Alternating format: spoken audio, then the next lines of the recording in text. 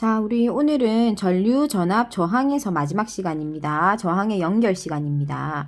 자, 저항의 연결에서 우리 지난 시간에 했던 거 간단하게 복습하고 갈까요? 저항이 왜 생긴다라고 했지? 저항이 생기는 이유는 도선 사이에 전자가 막 이동을 할 거야. 만약에 이제 전류에다가 우리 여기에다가 도선을 그려볼게요, 선생님이. 자, 여기 도선이 쫙 있어.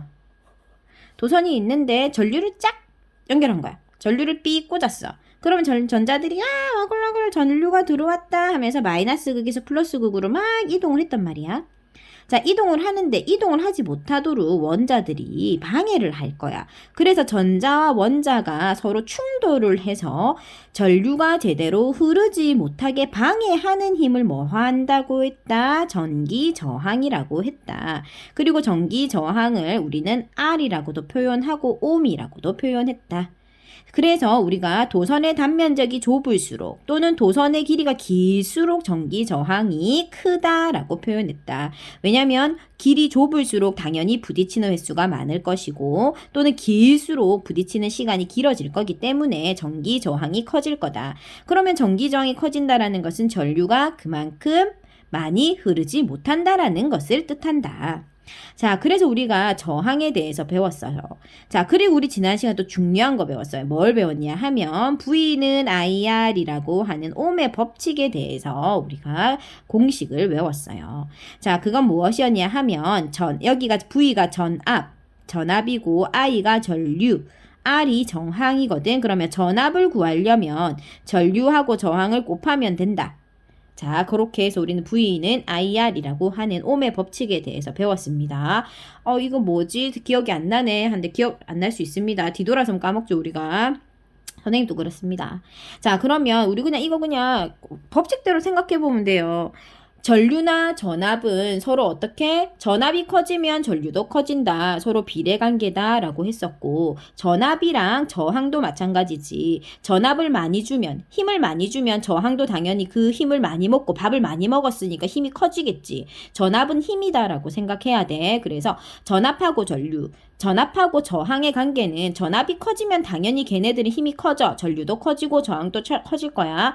그런데 전류와 전압의 관계는 어떻다라고 했지? 전류하고 전압은 서로 방해하는 관계잖아. 그러니까 저항이 커진다라는 것은 전류는 작아진다는 거고, 전류가 커졌다라는 건 저항이 작아졌다라는 걸 뜻한다.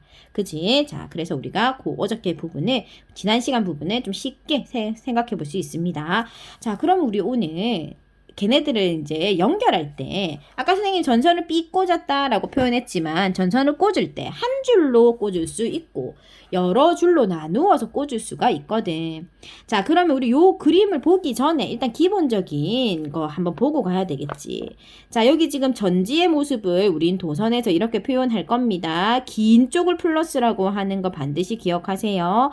그 다음 저항은 요렇게 삐직삐직하게, 전구는 전구처럼 생겼지. 자, 스위치 닫아 있어야 되겠지. 이건 현재는 이 그림은 열려 있는 상태야. 그런데 만약에 이제 전류가 흐르려면 스위치는 딱 닫아져 있어야 되겠지. 자, 그 다음에 전류계는 A라고 적혀 있고 전압계는 V라고 적혀 있습니다. 자, 그래서 기본적인 기호 반드시 아셔야 됩니다. 특히 전지 어디가 플러스고 어디가 마이너스인지 모르면 안 된다. 그거 알아야지 그림 읽을 수가 있다. 자, 그 다음에 이제 그러면 우리 요거 가보자.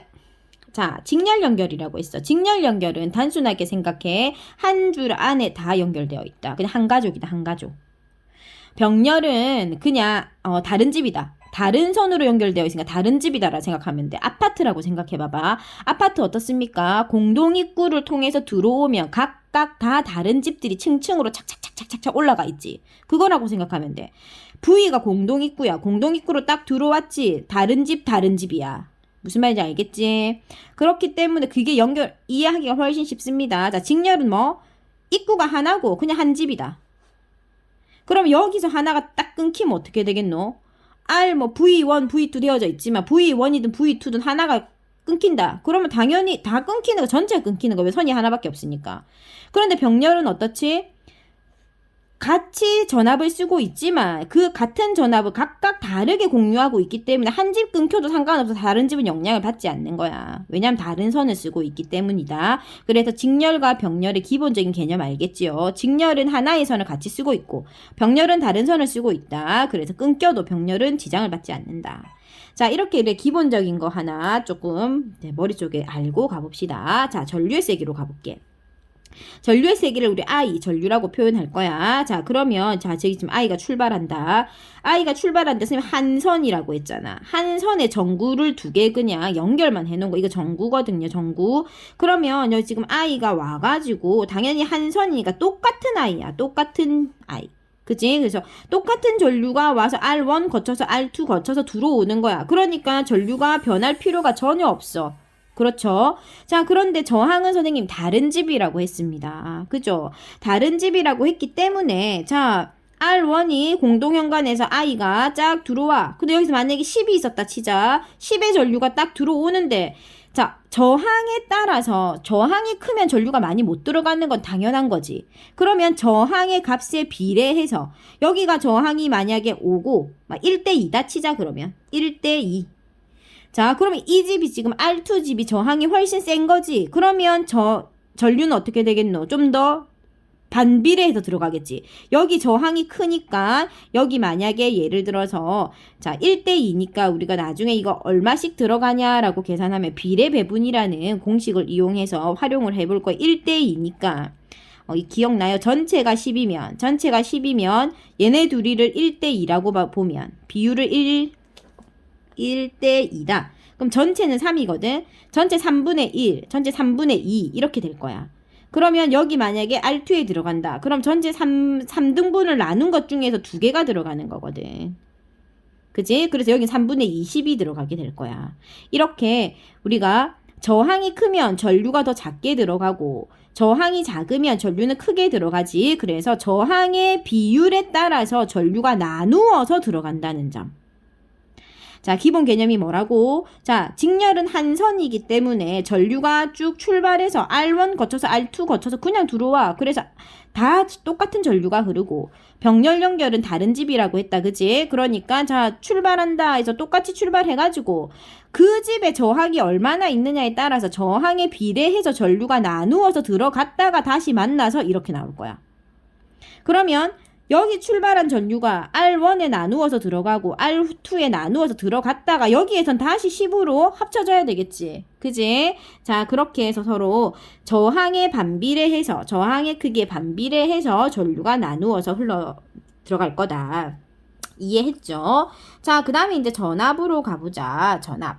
아유, 그림이 계속 보여야 되니까. 자, 그림을 계속 보면서 하도록 할게요.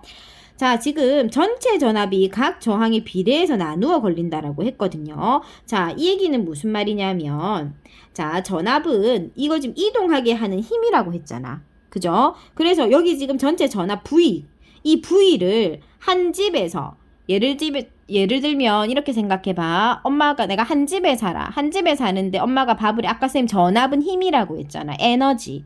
엄마가 밥을 했어. 밥솥에 있는 밥을 형하고 내가 나눠 먹어야 되잖아. 그지? 가족들이 있으면 그 가족들이 같이 나누어 먹잖아. 그렇게 생각해야 돼. 그러면 여기서는 전압은 어떻게 된다? 힘이니까 R1, R2 이 전선에 같이 걸려있는 전구 둘이서 힘을 나누어서 먹을 거야. 그지? 그래서 각각 그 저항에 지금 전압은 각 저항이 비례해서 나누어서 걸릴 거야. 그지? 그래서 V는 IR. 아까 전압 구하는 공식이 오메 공식 V는 IR 배웠다. 그지? 그러니까 V1. 여기 있는 V1 어떻게 구하면 된다? 전류는 똑같이 흐르고 있으니까 전류에다가 저항 R1만 곱해주면 되고 V2는 전류는 똑같으니까 전류 똑같은 I에다가 그냥 여기 있는 저항 R2만 곱해주면 내가 각각 구해주라는 소리야. V는 IR, V는 IR을 저항에 따라서 각각 구해줘라. 왜? 에너지이기 때문에 나누어 써야 된다. 왜냐면 선을 하나로 쓰고 있으니까. 선을 하나로 쓰고 있으니까 힘도 어떻게 나누어 써야 해. 그러면 벌써 똑똑한 친구들은 또 뒤로 한 단계 더 나가서 그럼 병렬은 선이 다르네. 선이 다르니까 전압을 나눌 필요가 있다 없다? 없다. 그죠? 그럼 전체 전압이 그냥 다 들어가는 거야. 전체 전압이 들어와서 R1 있는 이 집에도 전압이 힘이 따로 들어가고 R2가 있는 이 집에도 전압이 따로 들어가는 거지. 그지? 왜냐면 너네 위에 집하고 아래 집하고 밥 나눠 먹나? 아니지. 그지? 그러니까 그렇게 생각해 보면 돼. V 전압은 에너지라고 했잖아. 그지? 그래서 에너지가 전체 에너지가 들어와서 각각 집으로 각각 들어가는 거야. 그러니까 선생님 처음에 초반에 병렬을 생각할 때 병렬은 중간에 한 집이 예를 들어서 우리 집은 괜찮은데 위에 집이 전선이 끊겨. 그래 우리 집은 상관없단 말이야. 그지? 왜? 에너지가 다 다르게 들어가니까. 다른 선이야. 도선이 다르잖아. 다른 도선을 쓰잖아. 그지? 그래서 전압은 전체 전압과 각각 같다. 병렬은. 자, 그러면 우리 아까 직렬에서는 뭐가 같았어? 전류가 다 값이 다 같았지. 병렬에서는 뭐가 값이 다 같다? 전압이 값이 다 같다라는 거 기억해야 된다. 그래서 선생님이 이렇게 나누어서 설명을 하면 굉장히 쉽지만 이거를 갖다가 외우지 않은 상태로 문제를 대하면 굉장히 혼란스럽고 조금 헷갈릴 수가 있어요. 그러니까 완전하게 직렬의 개념, 병렬의 개념을 자꾸 반복적으로 듣고 반복적으로 읽어서 개념이 잘 잡혀 있으면 그 나머지는 이제 별로 어렵지 않습니다. 그래서 과거에는 옴을 구해라 하면서 복잡한 수리적인 문제들이 많이 나왔는데 요즘은 그런 수리적인 문제를 내지 않아요. 요즘 교과 과정이 자꾸 쉽게 가자라는 추세이기 때문에 어려운 문제는 나오지 않습니다. 그러니까 기본 개념만 잘 잡고 있으면 충분히 풀 수 있는 문제들이 나오니까 걱정하시지 마시고 기본 개념을 반복적으로 잘 숙지하시기 바랍니다. 자, 그 다음에 이제 저항으로 가볼게요. 저항. 자, 우리 저항으로 한번 가볼 건데 저항은 이렇게 생각해 보자. 예를 들어서 저항이라는 걸 아까 뭐라고 했어? 전기를 흐르지 못하게 하는 방해꾼이라고 했다. 그지? 그러면 저항이 많아진다라는 것은 즉 R1, R2, R3인가 이 선 한 줄에 저항이 R1 하나 있는 거하고 R2 있는 거하고 어떤 너? 저항의 크기가 훨씬 커지지.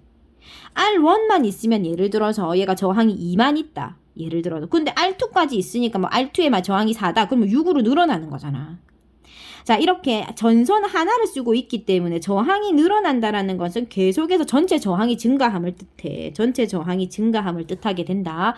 그렇기 때문에 저항이 증가한다라는 건 전류가 감소할 수밖에 없겠지. 그지? 전류는 감소할 수밖에 없어. 왜 저항이 증가하니까.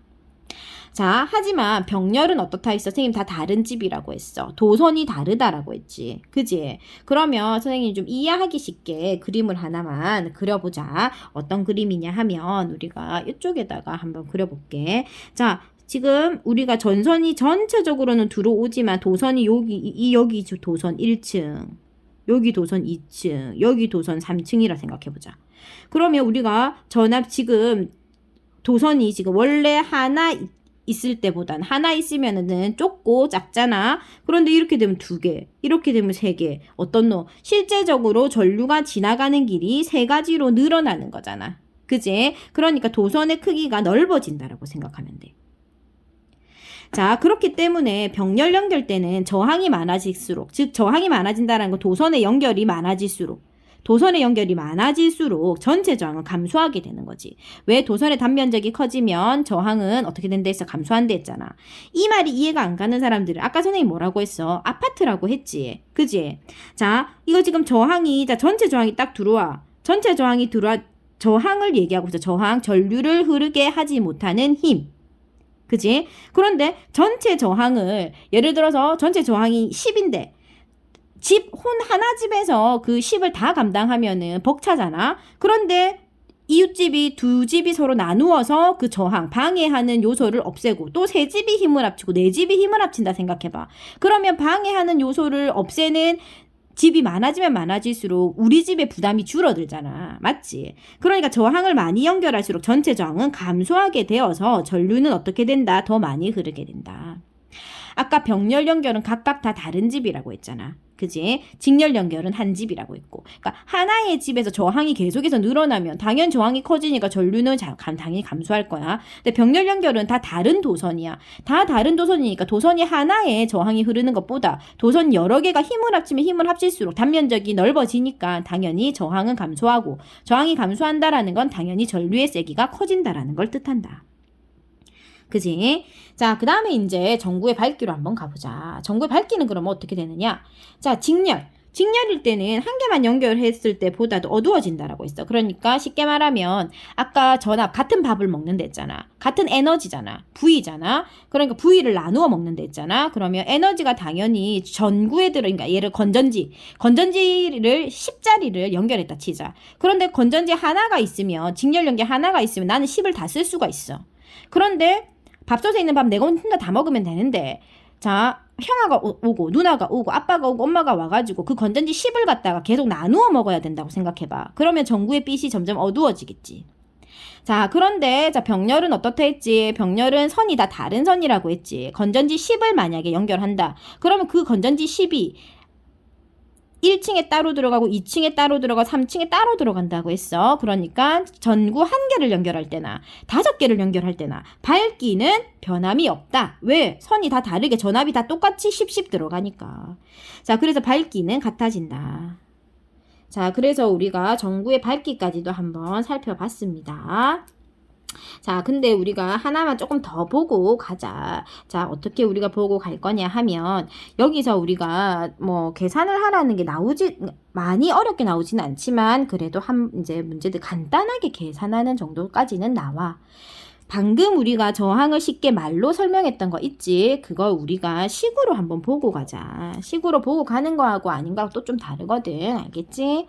자, 저항을 아까 직렬로 연결한다 했어. 저항이 직렬로 연결되면 한 선에 R1 늘어가고 R2 늘어나니까 전체 저항이 증가한다 했잖아. 그래서 전체 저항은 R1 저항과 R2를 더하면 돼. 언제? 직렬일 때. 자, 하지만 병렬로 연결하면 어떻게 된다고 했지? 병렬로 연결하면 계속 줄어든다 했잖아. 늘어날 때마다 도선은 늘어나는데 저항은 줄어드니까 반비례 관계지. 반비례 관계는 분수로 나타내게 됩니다. 그렇기 때문에 전체 R분의 1은 R1분의 1 더하기 R2분의 1이 되겠습니다. 그래서 이거 반드시 기억하도록 합니다. 그래서 나중에 문제를 풀 때도 한번 살펴보도록 합시다.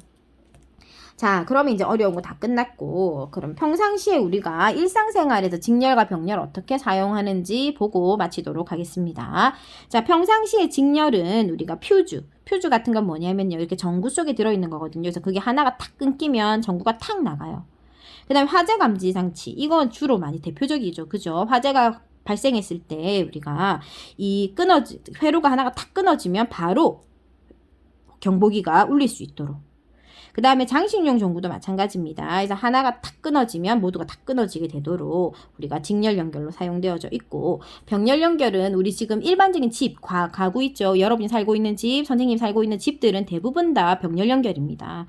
그래서 하나가 나가도 다른 전기들이 돌아갈 수 있도록 그렇게 설치되어져 있고, 가로등도 마찬가지로 병렬 하나가 나간다 해도 전체가 나가지 않도록, 그죠? 그렇게 우리가 사용되고 있습니다.